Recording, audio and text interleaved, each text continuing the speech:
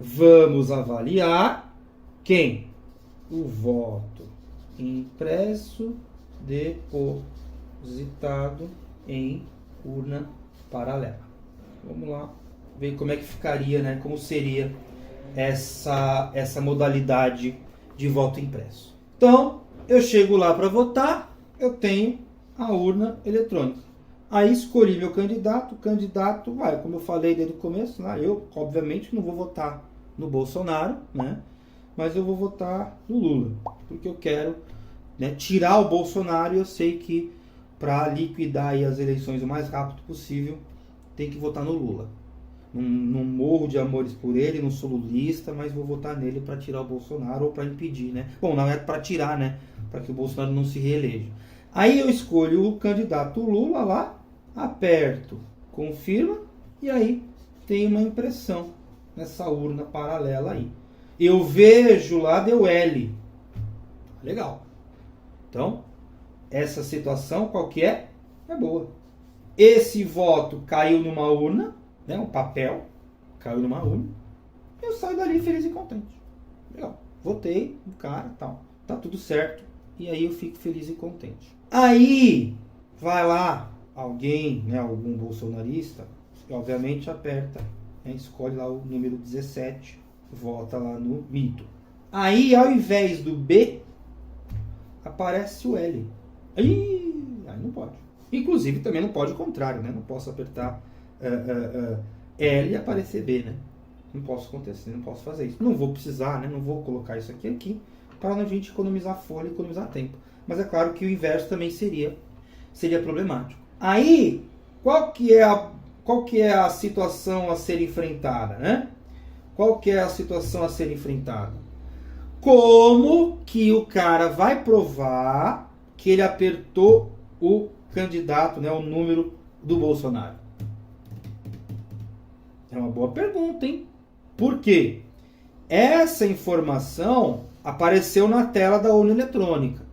Ela só pode ser impressa quando ele apertou confirma. Concorda comigo?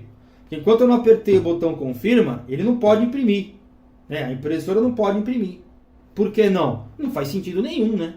Então a impressão só se dá depois de eu apertar o voto, né? Depois de eu apertar a confirma, né? O botão confirma. Só que aí também tem uma outra coisa interessante, antes mesmo da gente continuar nessa análise aqui. Como que eu faço a impressão desse voto depositado em urna paralela? Eu vou imprimir cargo a cargo, ou seja, eu escolho o deputado ou a deputada, aperto confirma, ele imprime um papelzinho avulso. Aí eu vou, né, deputado federal, perdão, né? Então, deputado federal ou deputada federal e aparece uma impressão. Aí eu vou pro estadual ou distrital, aparece outra. Aí eu vou pro senador, vou pro governador, vou pro presidente. Então eu tenho 5 impressões, né? Cada vez que eu aperto confirma. Ou eu faço uma impressão unificada ao fim do processo. Como é que eu faria isso aqui? Como é que eu faria isso? Cargo a cargo ou unificada, né? Voto a voto ou uma unificada? Quem já viu impressora sabe que quanto mais você usar, mais chance ela tem de dar pau, né? Porque ela funciona na hora que ela quer, ela acaba a tinta. Aqui no caso, obviamente, seria uma impressão térmica, porque pode acabar a tinta no meio do caminho, pode entupir e não imprimir direito. Então põe um monte de problemas atrelados a uma impressora térmica. Vai ter no mercado a melhor delas, mas ainda a melhor delas pode ser insuficiente ou pode não ser o suficiente. Então eu tenho que saber, porque é um aparelho, né? Tem um motorzinho, tem a faca que vai cortar o papel para não emendar tudo. Ou também seria uma ótima pergunta, né? Como que eu corto os votos? Eleitor a eleitor?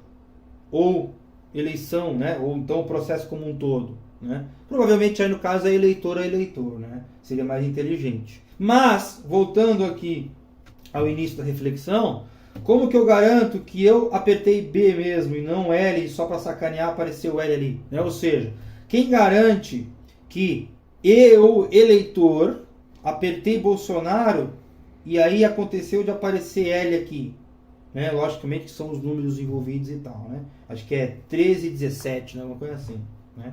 São números primos aí na eleição, né? Então, Como que eu garanto que eu apertei realmente o número do Bolsonaro e não apertei o do Lula só para sacanear? Porque isso aqui todo mundo vai ver, né? Por que todo mundo vai ver? Porque eu posso resgatar essa informação, tá? Na hora eu abro a urna, pego o papelzinho. Agora, como que eu sei que aquele papelzinho é meu? Sem quebrar o sigilo? Também tem isso. Esses votos não podem ter assinatura. Se eles tiverem assinatura, eu perdi o sigilo. Né? Se tiver sessão eleitoral, se tiver tudo aquilo que aquele comprovante tem e o meu nome ou o meu título de eleitor, eu perdi o sigilo do voto. Não é isso? Ou não? Acho que sim. Mesmo eu levando para casa, que é o próximo caso. Mas não é um problema isso aqui? Eu perdi ou não perdi o sigilo? Eu acho que sim. Então alguém vai pegar aquela informação até que ela seja destruída, né? E vai saber em quem cada um votou. Isso não é legal. Isso não é legal. Mesmo se der tudo certo, né? Mesmo se eu não precisar resgatar a urna. Só apenas contar. Se eu tiver mal intencionado e quiser saber quem votou em quem, eu vou ter essa informação. Então não pode ter. Se não pode ter, mas ainda assim, né? Mesmo se tivesse o título de eleitor, ou seja, mesmo se eu quebrasse o sigilo do voto, como que eu tenho certeza que o eleitor apertou outra coisa diferente do que está impresso? Né? Tem como fazer isso? Não tem. Não tem.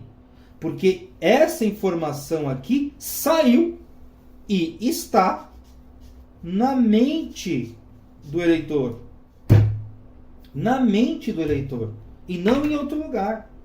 E se eu quiser mentir, eu minto. Não, mas eu apertei Bolsonaro e saiu Lula. Por que você faria isso?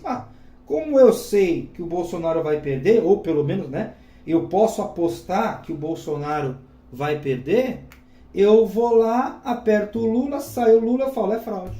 Pronto, acabou. Olha que legal. Aí eu vou fazer recontagem.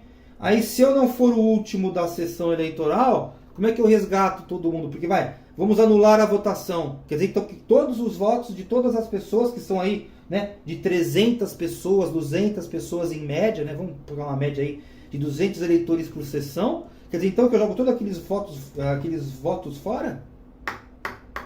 É uma decisão complicada, hein? E ainda assim eu não garanto que o cara votou no candidato que ele diz ter votado, né? Que pode ser diferente daquele que está impresso no papel. Se eu puder resgatar o voto dele.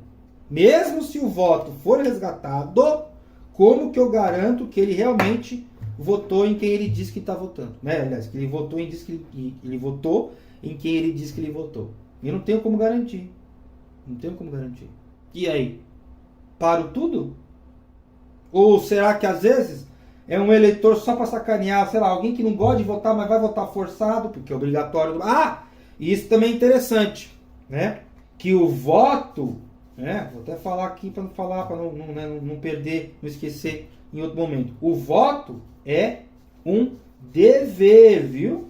Por que é um dever? Porque se eu não for votar, ou seja, eles dizem que é um direito, né? Mas se eu não exercer o meu direito, eu preciso fazer, né, uma justificativa. Eu preciso dar uma justificativa. Mas Bruno, grande coisa, é só escrever um papelzinho. E daí que é escrever um papelzinho ou pagar um valor aí que é metade, 2, 3 reais, sei lá eu quanto que é a multa.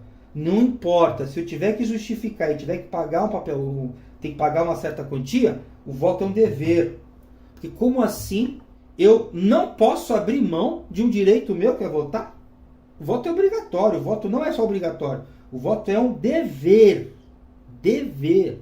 Inclusive, se você não votar no primeiro turno e quiser votar no segundo, você pode votar.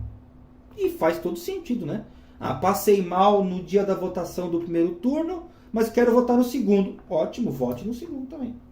Não só pode, como deve, né? Essa é a resposta, inclusive, lá do TSE, né? Do site do TSE, né? Que é tse.jus.br, né?